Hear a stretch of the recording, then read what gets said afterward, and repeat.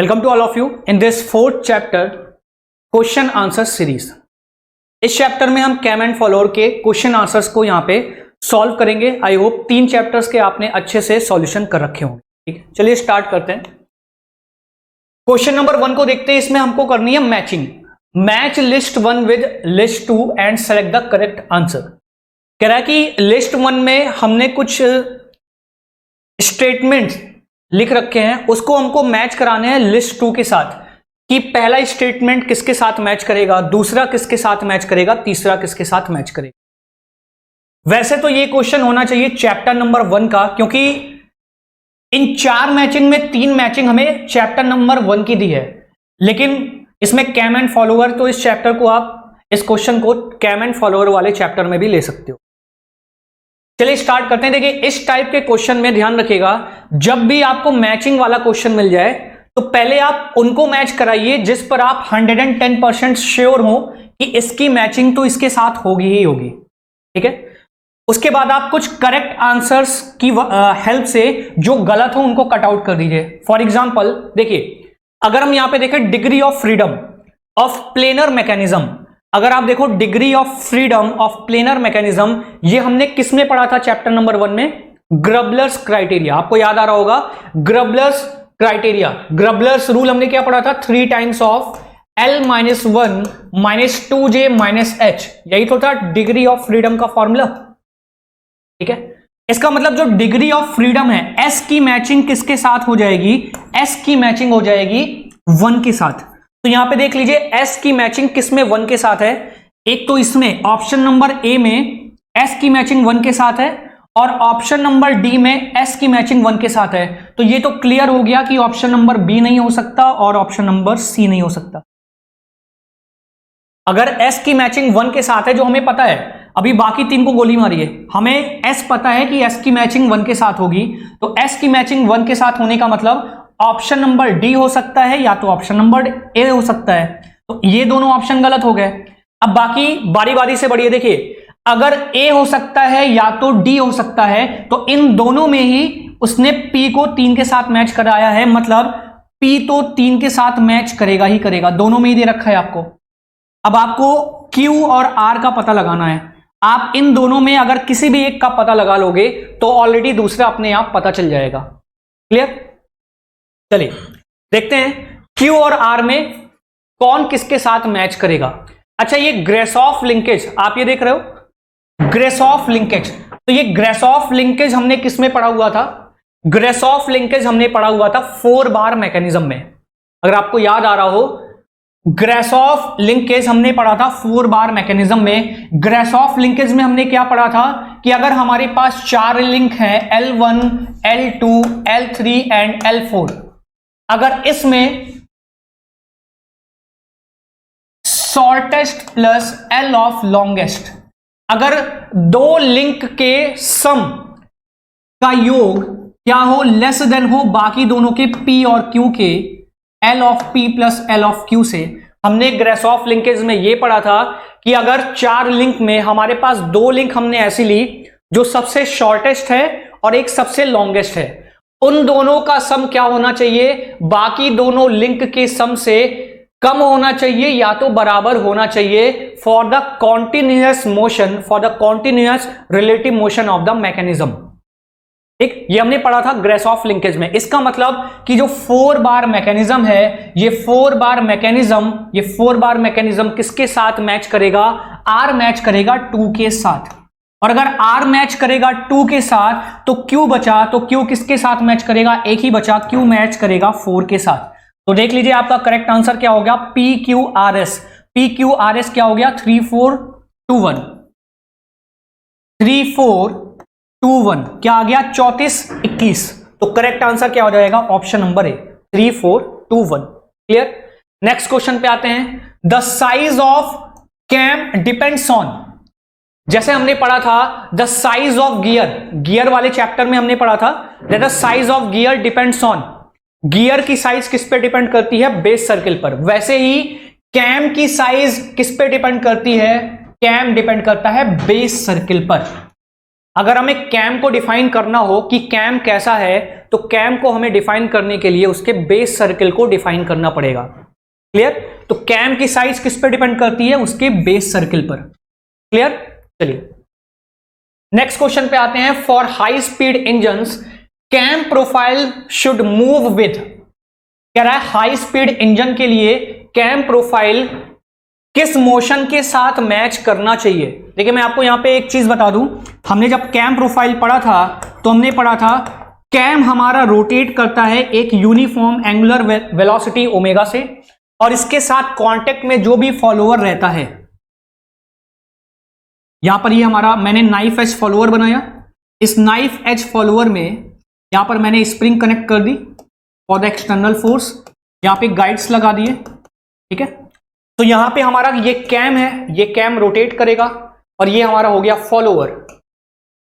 तो कैम के rotary motion से कैम क्या कर रहा है? कैम हमारा रोटरी मोशन कर रहा है। तो कैम के रोटरी मोशन से फॉलोअर का हमारा क्या मिल रहा है? रेसिप्रोकेटिंग मोशन मिल रहा है।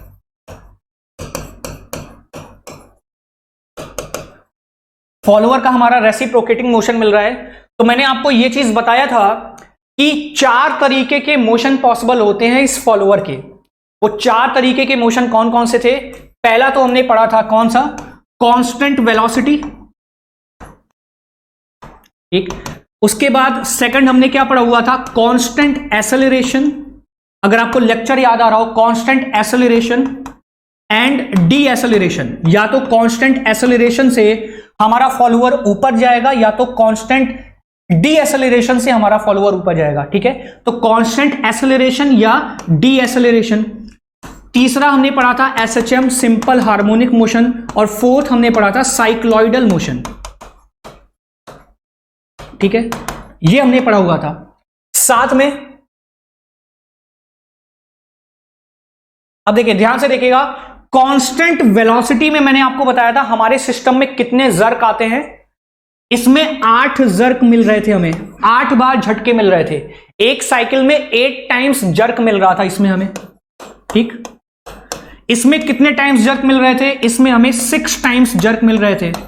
इसमें हमें कितने टाइम्स जर्क मिल रहे थे? इसमें हमें 4 टाइम्स जर्क मिल रहे थे in a 1 cycle revolution of the cam. और इसमें हमें कोई भी जर्क नहीं मिल रहा था, नो जर्क। ठीक है, तो आप बताओ अगर कांस्टेंट वेलोसिटी में हमें 8 टाइम्स जर्क मिल रहा हो, जर्क मतलब झटके, कि जब कैम हमारा रोटेट कर रहा होगा और फॉलोअर हमारा रेसिप्रोकेट कर रहा है, मतलब कैम अपनी पोजीशन पे रोटेट कर रहा है और फॉलोअर का रेसिप्रोकेटिंग मोशन हो रहा है ऊपर नीचे। तो फॉलोअर के रेसिप्रोकेट करते वक्त अगर बार बार हमें सिस्टम में झटके मिलेंगे, वाइब्रेशंस मिलेंगे, तो क्या उसको आप हायर वेलोसिटी पे चला पाओगे? बिल्कुल नहीं, क्योंकि हायर वेलोसिटी पर जो झटकों की लिमिट है वो वाइब्रेशंस और ज्यादा लिमिट के मिलेंगे। इसका मतलब जो कांस्टेंट वेलोसिटी है इसको हम यूज करते हैं for the low speed application, very low speed application. इसको हम यूज करते हैं for very low speed application. मतलब कांस्टेंट वेलोसिटी का यूज हम वहां पर करेंगे जहां पर हमें सिस्टम को बहुत धीमे स्पीड से चलाना हो। ठीक है, कांस्टेंट एक्सेलरेशन या डी एक्सेलरेशन में इसको हम यूज करते हैं for the low speed application. इसको हम यूज करेंगे लो स्पीड एप्लीकेशन में, इसको हम यूज करेंगे लो स्पीड एप्लीकेशन में। एसएचएम को हम यूज करते हैं, इसमें 4 टाइम्स जर्क मिल रहा है, मतलब पहले वाले से थोड़े से कम झटके मिल रहे हैं, तो इसको हम यूज करते हैं for the medium speed application. इसको यूज करेंगे हम मीडियम स्पीड एप्लीकेशन। ठीक है, एसएचएम को यूज करेंगे मीडियम स्पीड एप्लीकेशन। और साइक्लॉइडल प्रोफाइल, साइक्लॉइडल प्रोफाइल को हम यूज करते हैं for the high speed application.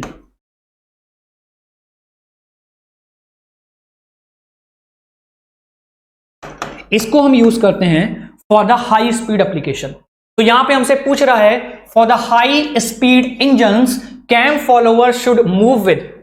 तो हाई स्पीड एप्लीकेशन के लिए हमें किस स्पीड से रोटेट कराना पड़ेगा? For the cycloidal motion. बात क्लियर है? तो हाई स्पीड एप्लीकेशन किसमें अप्लाई होता है? साइक्लॉइडल मोशन में। मेरे ख्याल से ये चीज आपको क्लियर होगी। चलते हैं नेक्स्ट क्वेश्चन पे। The follower in which excessive wear is present is. मैंने आपको बताया था कि नाइफ एज फॉलोअर जो होता है, ये मेरा कैम हो गया, ठीक है, और कैम में यहां पे मैंने नाइफ एज फॉलोअर बनाया, ये स्प्रिंग हो गई, यहां पे गाइड्स बता दिए, ये कैम हो गया और ये फॉलोअर हो गया। देखिए जो नाइफ एज फॉलोअर होता है वो कुछ इस तरीके से दिखाई देता है, मतलब एक जो पेंसिल की टिप होती है बिल्कुल उस तरीके से। तो जो पेंसिल की टिप होती है, जो जब आप उसको इनिशियली चलाते हो, मतलब पेंसिल की टिप इनिशियली बहुत ज्यादा शार्प होती है, तो इनिशियली उसमें जो वियर होता है, इनिशियल वियर, जो इनिशियल वियर होता है वो बहुत हाई होता है, वेरी हाई, ठीक है। तो कह रहा है सबसे ज्यादा वियर किसमें होगा इनमें से, नाइफ एज फॉलोअर। नाइफ का मतलब जैसे चाकू होता है, तो चाकू की नोक आपने देखा होगा कुछ इस तरीके से होती है नाइफ, ठीक है। तो यहां पे बिल्कुल शार्प एज, एक तरीके का टिप होता है, तो बिल्कुल सेम उसी तरीके का टिप किसमें होता है, नाइफ एज फॉलोअर में। ये जो हमारा फॉलोअर है उसके टिप पर बिल्कुल चाकू की तरीके की धार होगी, तो उसमें क्या होगा, इनिशियली वियर ज्यादा होगा, ठीक है। जैसे पेंसिल की टिप होती है, जब आप उसको चलाते हो तो उसकी जो टिप होती है इनिशियली बहुत तेजी से वियर होती है, बाद में वो कुछ इस तरीके से हो जाती है, देखिए ऐसे, उसके बाद उसके वियर का रेट कम हो जाता है। तो अगर हम बात करें इनिशियली किसमें एक्सेसिव वियर होगा, एक्सेसिव वियर का मतलब हुआ बहुत ज्यादा वियर होगा, किसमें होगा, नाइफ एज फॉलोअर में। Clear point. चलिए पांचवें क्वेश्चन में आते हैं। The circular flat faced follower is also known as, कह रहा है सर्कुलर फ्लैट फेस्ड फॉलोअर, इसको हम और क्या बोलते हैं, सर्कुलर फ्लैट फेस्ड फॉलोअर, इसका एक दूसरा नाम होता है। देखिए इसमें हमने दो तरीके के फॉलोअर पढ़े हुए थे, अगर आपको याद हो, इसमें हमने दो तरीके के फॉलोअर पढ़े हुए थे। कौन कौन से, एक तो इसमें हमने स्फेरिकल पढ़ा हुआ था और इसमें दूसरा हमने मशरूम पढ़ा हुआ था, मशरूम टाइप फॉलोअर, और इसमें हमने पढ़ा हुआ था एक स्फेरिकल फॉलोअर। तो इन्हीं दोनों ऑप्शन में से एक होगा। ये मैं आपके लिए होमवर्क देता हूं क्योंकि ये टॉपिक मैंने क्लास में कवर किया हुआ है। तो जब मैं आपको सर्कुलर फ्लैट फेस फॉलोअर पढ़ा रहा था तो मैंने ये क्वेश्चन क्लास में कराया हुआ है, इसको आप वहां पर रेफर करिएगा, ठीक है। ये क्वेश्चन मैंने आपको क्लास में कराया हुआ है। तो आप कैम वाले लेक्चर में, जो सबसे पहला लेक्चर था, जो कैम एंड फॉलोअर का सबसे पहला लेक्चर था, जिसमें मैं आपको कैम एंड फॉलोअर के टाइप्स बता रहा था, वहां पे मैंने ये चीज कवर की हुई है, ठीक है। तो इसको आप खुद से कवर करिएगा। Question number 6, dwell is defined as the cam rotation in which, कह रहा है ड्वेल का मतलब क्या होता है। देखिए मैंने यहां पे आपको बताया था आर डी, कुछ इस तरीके के वर्ड्स हमने पढ़ा हुआ था, ठीक है। एक आर का मतलब होता है राइज, ठीक है, एक आर का मतलब होता है रिटर्न, और डी का मतलब क्या होता है, डी का मतलब होता है ड्वेल। डी का मतलब हमने पढ़ा था ड्वेल। अब ये इसका मतलब क्या हुआ, राइज क्या होता है, रिटर्न क्या होता है, ड्वेल क्या होता है, ध्यान से समझिएगा, ठीक है। इसको मैंने वैसे कवर किया हुआ है, खैर फिर भी यहां पे देखिएगा ध्यान से।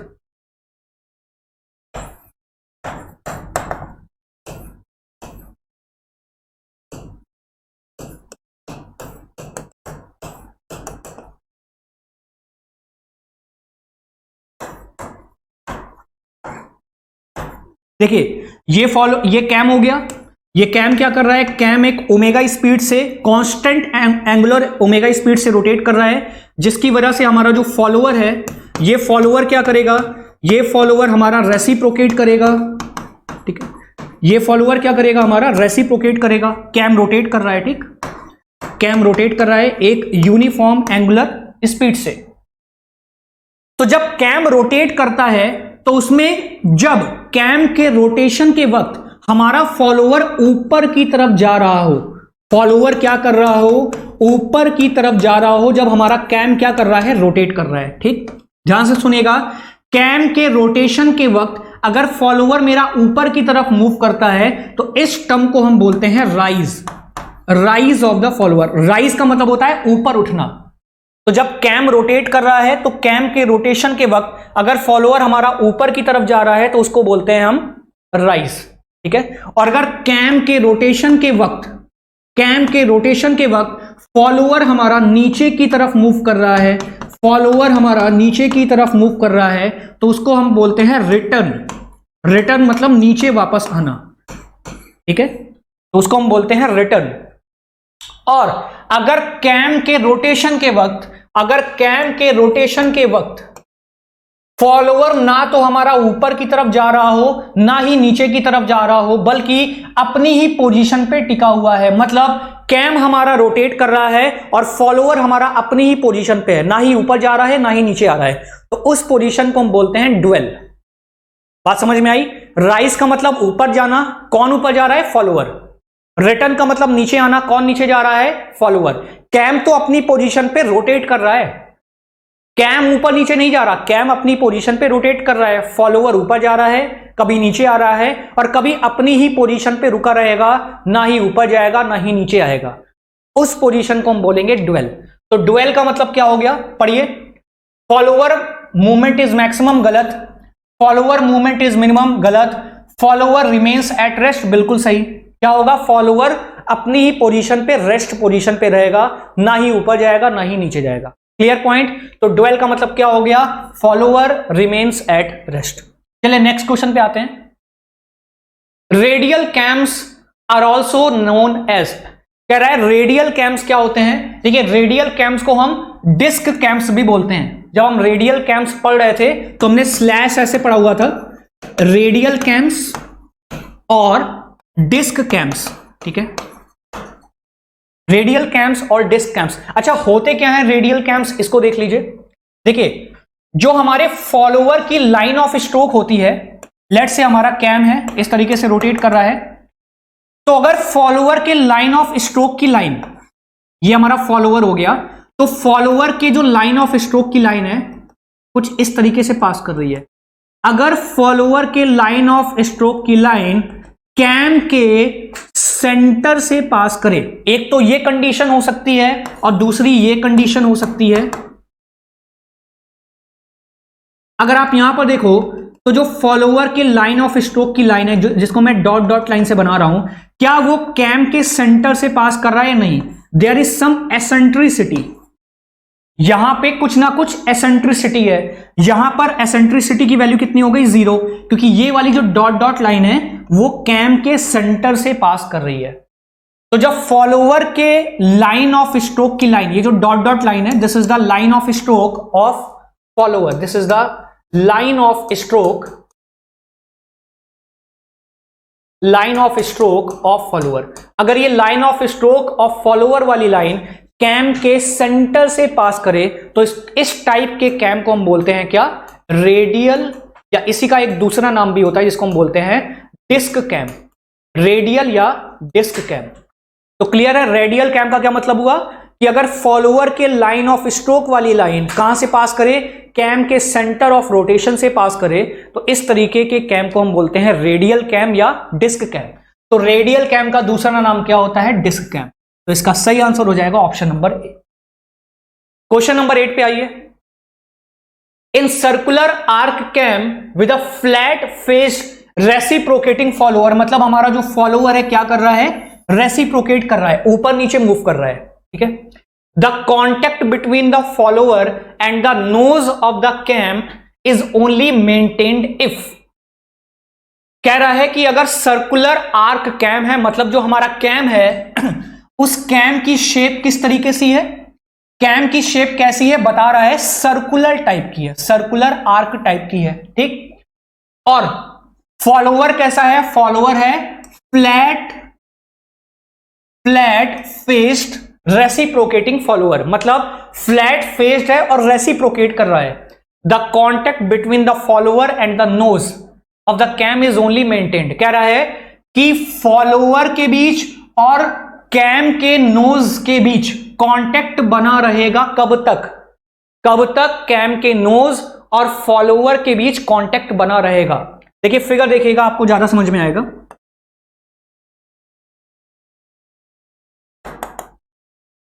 कह रहा है ये हो गया कैम का नोज, नाक, ठीक है, this is the nose of the cam, और यहां पर ये हमने कैम बना, ये फॉलोअर बना दिया, ठीक। और यहां पे मैंने आपको कई बार बताया, यहां पर स्प्रिंग लगी होती है इस तरीके से, तो ये हो गया फॉलोअर,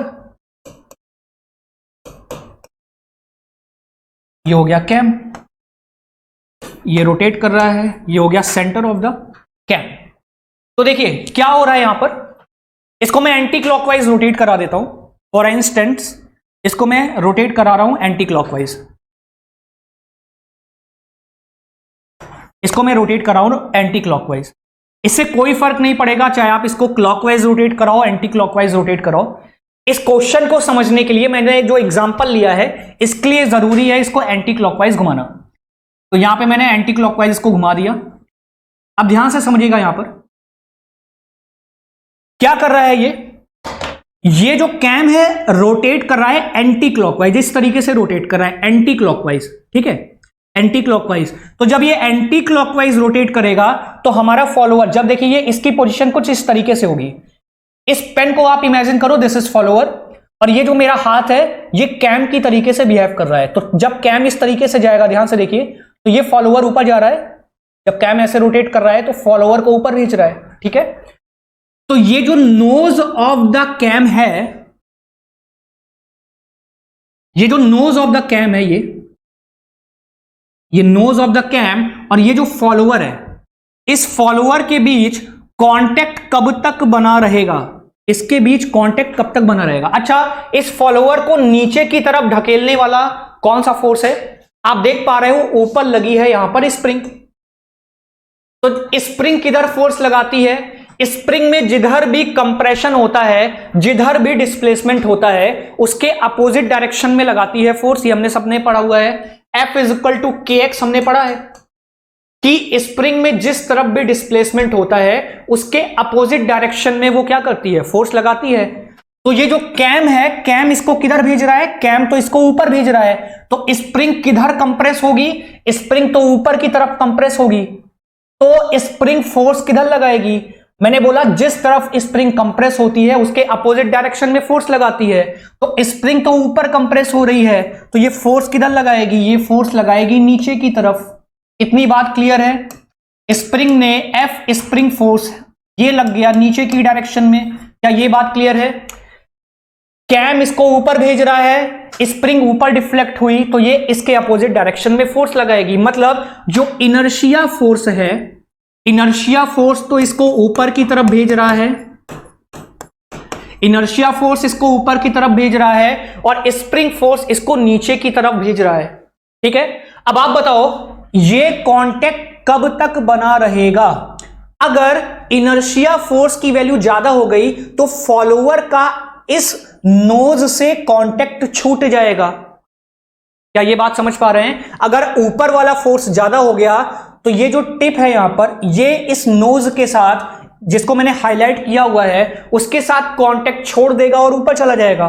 लेकिन अगर मैं ये देखूं कि स्प्रिंग फोर्स ज्यादा है इनर्शिया फोर्स से, मतलब ऊपर से नीचे वाला फोर्स ज्यादा है, तो ये फॉलोअर ऑलवेज इसके साथ कांटेक्ट में बना रहेगा, इस नोज के साथ हमेशा कांटेक्ट में बना रहेगा। मतलब अगर मैं देखूं ऊपर से नीचे लगने वाला फोर्स ज्यादा है, मतलब ये उसको ऊपर जाने नहीं दे रहा है, तो हमेशा इनके बीच क्या होगा, कांटेक्ट बना रहेगा। तो देख लीजिए वही तो पूछ रहा है कि in circular arc cam with a flat face reciprocating follower the contact between the follower and the nose cam is only maintained. कब तक बना रहेगा, कब तक बना रहेगा, जब तक स्प्रिंग फोर्स ज्यादा होगा किससे, इनर्शिया फोर्स से। क्या ये बात समझ में आई। तो देख लीजिए इनमें से कौन सा ऑप्शन है, external spring force is less than the inertia force of the follower. गलत, स्प्रिंग फोर्स को ज्यादा होना पड़ेगा इनर्शिया फोर्स से तभी कांटेक्ट बना रहेगा। दूसरा देखिए, external spring force is greater than the inertia force of the follower. बिल्कुल सही, तो यही है, एक्सटर्नल स्प्रिंग फोर्स है ये ज्यादा होना चाहिए इनर्शिया फोर्स से तभी तो इनके बीच कांटेक्ट बना रहेगा, यही हमने देखा। तो करेक्ट आंसर क्या हो जाएगा, ऑप्शन नंबर बी। मेरे ख्याल से ये आंसर आपको क्लियर होगा। चलते हैं नेक्स्ट क्वेश्चन पे। क्वेश्चन नंबर शीट बी का, फोर्थ बी का ही क्वेश्चन नंबर 1 देखेगा। देखिए ये क्वेश्चन हमने सॉल्व किया हुआ है इस वाले चैप्टर में भी, जब हम वहां पर पढ़ रहे थे तब भी मैंने अभी अभी आपको बताया था, वापस से देख लीजिए। हमने फॉलोअर के 4 तरीके के मोशन देखे थे, कौन कौन से। पहला हमने देखा कांस्टेंट वेलोसिटी, दूसरा हमने कौन सा देखा, कांस्टेंट एक्सेलरेशन, कांस्टेंट एक्सेलरेशन या और डी एक्सेलरेशन। ठीक है, तीसरा हमने कौन सा देखा था, एसएचएम। फोर्थ क्या था, साइक्लॉइडल।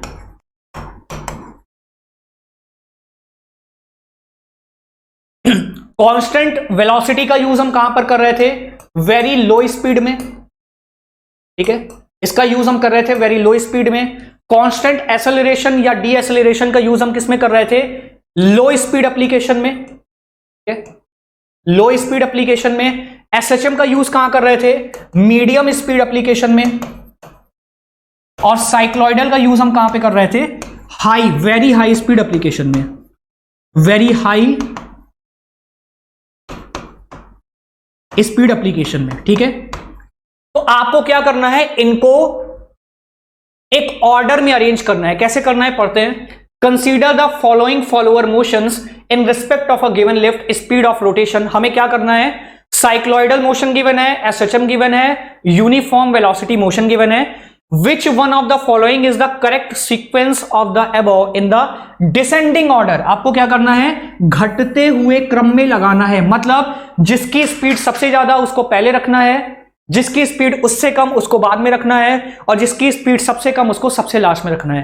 तो देखिए, सबसे ज्यादा स्पीड किसकी होती है, साइक्लॉइडल की। तो साइक्लॉइडल कहां है, साइक्लॉइडल है पहले पे, तो पहले को हम यहां पे रखेंगे, सबसे पहले पे।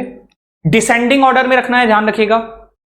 उसके बाद कांस्टेंट वेलोसिटी, ये तो सबसे लो स्पीड होता है, मतलब इसको सबसे लास्ट में रखना पड़ेगा। तो ये कितने नंबर पे है, तीसरे पे, तो तीसरे को हमने सबसे लास्ट में रख दिया। और एसएचएम होता है मीडियम स्पीड एप्लीकेशन, मतलब इसको रखना पड़ेगा 2 पे। तो 1 2 3 यही हो जाएगा हमारा सीक्वेंस। तो करेक्ट आंसर क्या हो जाएगा, ऑप्शन नंबर बी, 1 2 3। क्लियर। वैसे भी इस क्वेश्चन को हमने किया हुआ है क्लास में।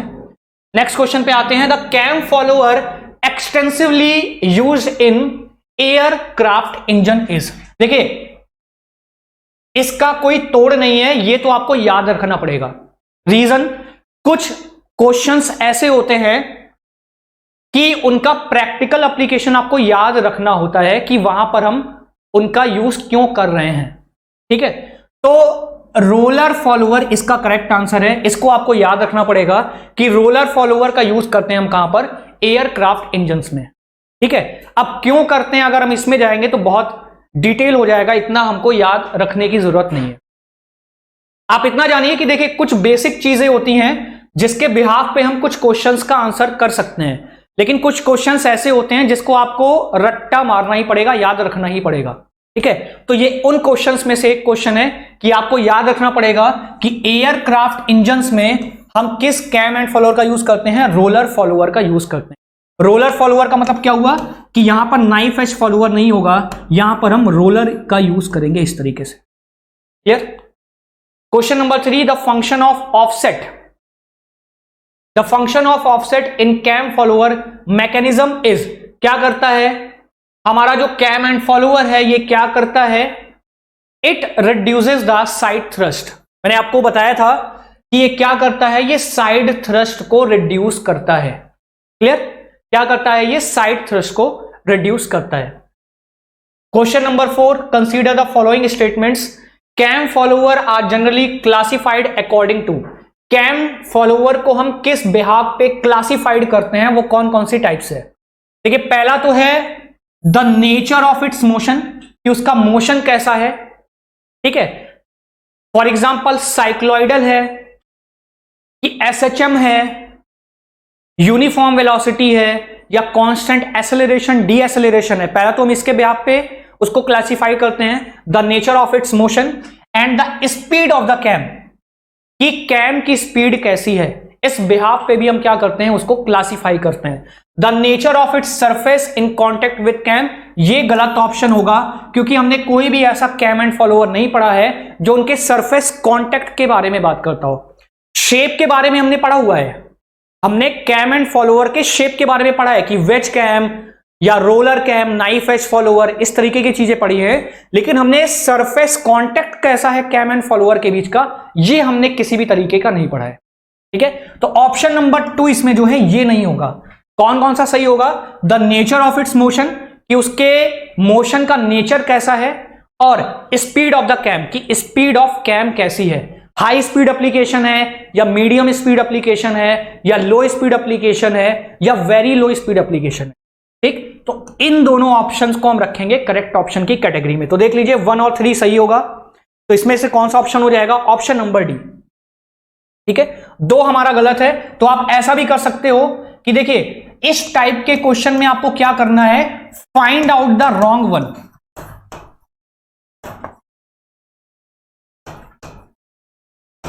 इस टाइप के क्वेश्चन बहुत ज्यादा आसान होते हैं। क्यों?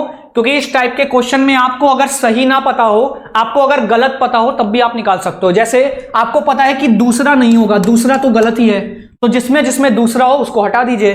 तो पहले ऑप्शन में 2 है, ये नहीं हो सकता। सी वाले में 2 है, ये नहीं हो सकता। बी वाले में 2 है, ये भी नहीं हो सकता। सही ऑप्शन क्या होगा? Option number D. क्लियर? चलिए आगे आते हैं। Throw of a cam is the maximum distance of the follower from. देखिए जो थ्रो होता है, थ्रो मतलब फेंकना, of a cam is the maximum distance of the follower, कहां से मेजर किया जाता है? कह रहा है कि जो थ्रो हम मेजर करते हैं वो हम कहां से मेजर करते हैं? सारी की सारी चीजें हम मेजर करते हैं कहां से? बेस सर्किल से, कि बेस सर्किल से हम कितना ऊपर गए हैं। क्लियर? तो यहां पे आंसर क्या हो जाएगा? यहां पे आंसर हो जाएगा बेस सर्किल। चलिए यहां पे हमारा चैप्टर खत्म होता है। ठीक है, अब नेक्स्ट चैप्टर में, जो नेक्स्ट लेक्चर में मिलेंगे, हम नेक्स्ट लेक्चर में मिलेंगे बैलेंसिंग के साथ। यहां तक के सारे क्वेश्चंस को आप अच्छे से सॉल्व करके रखिए। फर्दर मैं आपको बता दूं कि अब तक हमने 6 चैप्टर्स को कवर किया हुआ है। अगर मैं थ्योरी की बात करूं, 6 चैप्टर्स हमने कवर किए हुए हैं, किसमें? थ्योरी में। ठीक है, और अभी तक हमने 4 चैप्टर्स कवर कर लिए हैं, किसमें? 4 चैप्टर्स हमने कवर कर लिए हैं सॉल्यूशन में। ठीक है, नेक्स्ट लेक्चर में आपको मिलेगा 5वें का, उसके नेक्स्ट लेक्चर में मिलेगा 6ठे का। तो उसके बाद से हम वापस स्टार्ट करेंगे अपना 7वां, 8वां और 9वां। ये है हमारा चैप्टर नंबर गियर ट्रेन्स। ठीक है, ये है हमारा गवर्नर्स और ये है हमारा वाइब्रेशंस। ये जो हमने 6 चैप्टर्स पढ़े हुए हैं, these are the most important chapters. मतलब अगर मैं बोलूं कि 9 में से ये जो 6 चैप्टर्स हमने पढ़े हुए हैं, these are the most important chapters. यहां से ही उतने क्वेश्चंस बन जाते हैं जितने बाकी के चैप्टर्स से आपको नहीं मिलने वाले। जैसे जो 6ठा चैप्टर है gears, this is very most important chapter. इस पे आप जितने स्टार लगा लो उतने कम। पहला चैप्टर जो हमने पढ़ा हुआ है प्लेनर मैकेनिज्म, वो भी बहुत ज्यादा इंपॉर्टेंट है। तो आप ऐसे ही पढ़िए कि जो ज्यादा इंपॉर्टेंट है उस पर ज्यादा फोकस रहिए, जो कम इंपॉर्टेंट है उसको कम बार रिवाइज करिए। मैं छोड़ने को नहीं कह रहा हूं, लेकिन अगर आप ये सोचो कि आप 10 क्वेश्चन पढ़ के जा रहे हो किसी चैप्टर से और उसके आने की प्रोबेबिलिटी बहुत कम है, तो आपने फालतू का उस पर अपना दिमाग ही तो खर्च किया है। लेकिन अगर आपको पता है कि ये एक ऐसा चैप्टर है जो बहुत ज्यादा इंपॉर्टेंट है, अगर आप 5 क्वेश्चन पढ़ रहे हो तो उसमें आने के चांसेस ज्यादा हैं, तो आप उसी चैप्टर को बार बार रिवाइज करो।